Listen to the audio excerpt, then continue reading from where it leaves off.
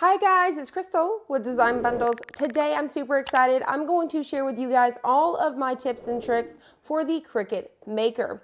Now this is the Cricut Maker 3, but the only change with this one really is the fact that it takes rolls and you can do without the mat and you can do longer cuts. So just know that everything that I'm really talking about today is going to go for both the Cricut Maker and the Cricut Maker 3. So let's go ahead and get started. The very first thing that I want to talk about is Design Bundles Plus membership. So let's go ahead and start with the basics. So you're going to need SVGs, you're going to need PNGs and things like that. So why not start off with Design Bundles Plus membership? You're going to get a percentage off of every single design. So instead of paying full price, you're going to get a percentage off of those as well as plus credits. So in the Plus member area, you can see designs, tons of them that are only 1 plus credit. So they're going to accumulate and you're going to be able to add those up and save them for things like this. Lots of fun stuff to choose from. It's basically, to me, like getting free product. So I'm really excited about that. So I do highly recommend that if you guys are going to sign up for one membership, that you guys definitely check out the Plus membership for Design Bundles. You're also going to get software like Designscape and a PNG SVG converter, things like that. Lots of different stuff, like I said. And one of the biggest things for me is that percentage off, because I purchase a ton of SVGs and PNGs. And they also even have a dollar deal. So you don't have to be a Plus membership for this, but they do have a dollar deal that is at the end of the month. And you can get lots of different bundles as well as designs for $1. So definitely make sure you guys check that out. Even if you guys are not a Plus membership, I do recommend that you guys purchase your SVGs and PNGs from here because they're going to store them for you. You don't have to download them right away. You can save them on there and download them whenever you want, or if you lose the file, you can come back and it's all going to be in one place. So that is my number one tip. Tip number 2, I want to point this out right away. I don't think enough people really do, but let's go ahead and talk about the star wheels. So the star wheels are these little white wheels right here. And when it comes to, things like your chipboard and wood and things like that, you need to move those star wheels over. The reason being, say for example, with this chipboard, they only come in 11 by 11 because how thick it is, it needs the room to go under here.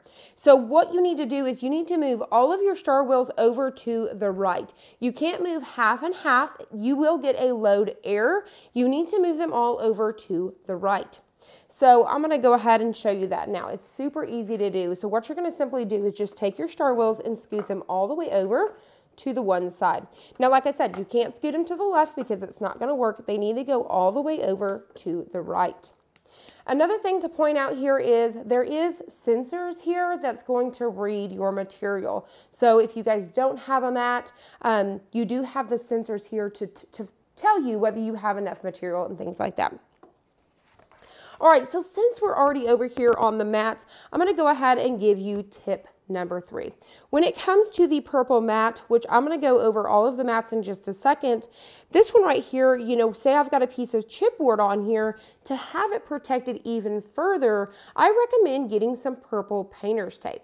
Purple's painter's tape is for delicate, so it doesn't have a super strong attachment, and let me tell you, you're going to get a lot of bang for your buck. There is other products on the market that are geared for crafting, washi tape. I believe there is purple tape and things like that.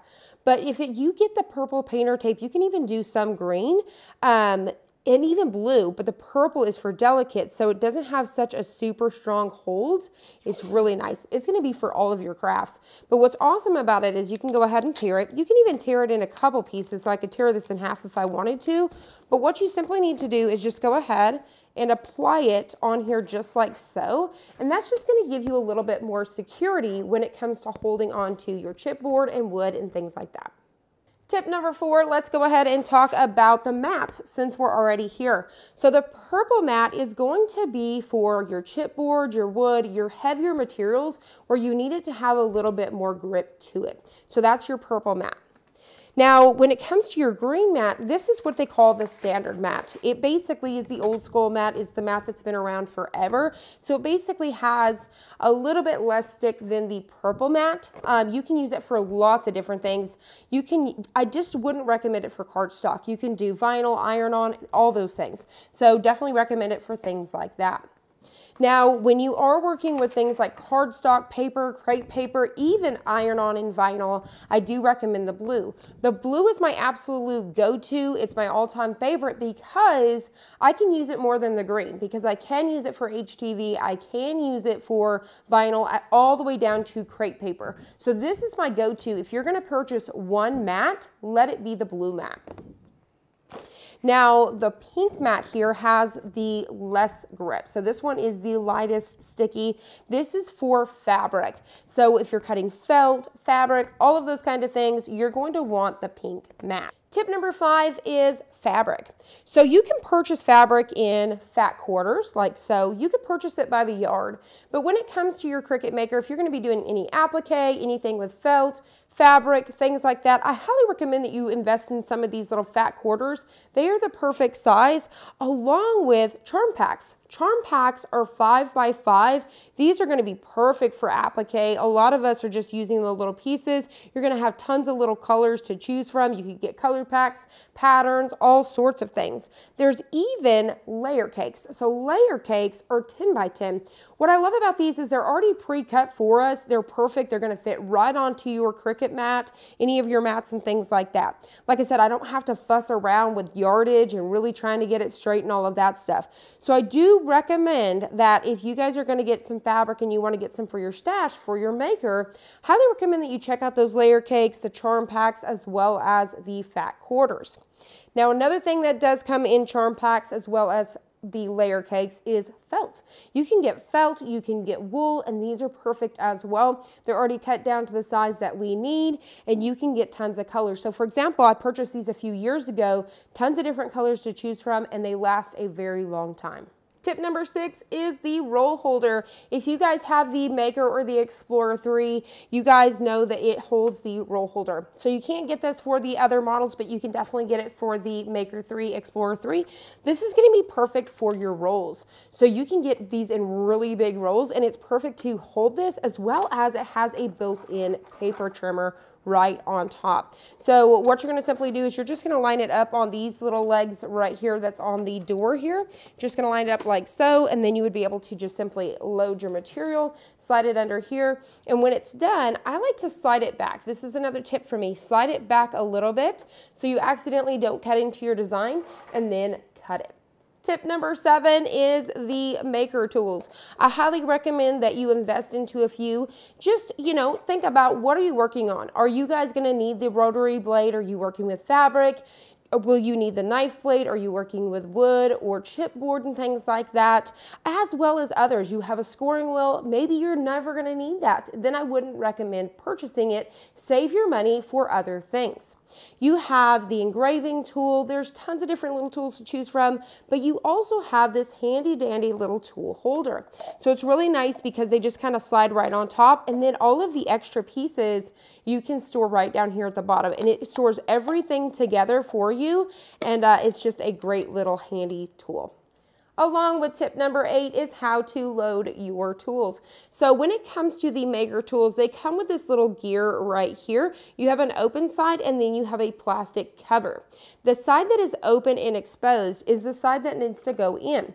So what you're simply going to do is you're going to open your door, and then you're going to pop out your basic blade right here, and then you're going to take your gears face in. So you want to line up your gears just like so, and then we're just simply going to shut the metal door first and then the plastic door, and there you have it. Super easy to load.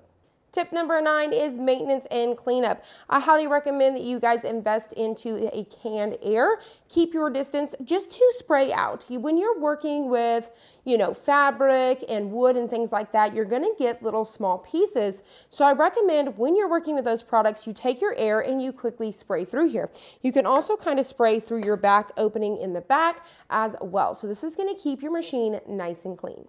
Tip number 9 is weeding. So let's talk all about weeding. There's things that you can purchase on the market. Like for example, this trash can is one of my absolute favorites. I've had it for a very long time. What's really cool about it is it's collapsible. I actually found this with the sewing stuff. I'll have a link down below on Amazon. You can get them. Sometimes they're, described for the cars and things like that. It's a collapsible trash can. And what's nice is you can toss this in a drawer, but when you're ready for it, you can bring it out on your work surface. And this is where I store all of my, trash from my weeding of the HTV, the vinyl, all of those things. It makes it super nice just to set it on my surface, and then whenever I'm ready, I just kind of dump it in the trash.